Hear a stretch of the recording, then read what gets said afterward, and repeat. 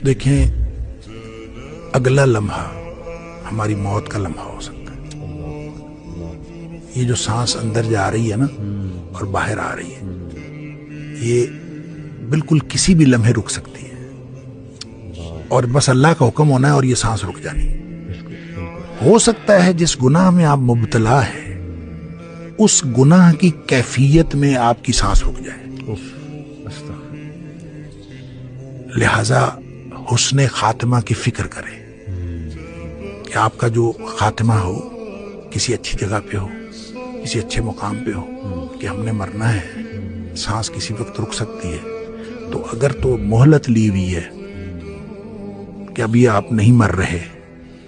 یا ابھی موت نہیں آ رہی، تو پھر جو مرضی کر لیں، وگرنہ اپنے حسن خاتمہ کی فکر کریں اور یہ دعا کیا کریں: اللہم انی اسألک الاخلاص فی العلم والعمل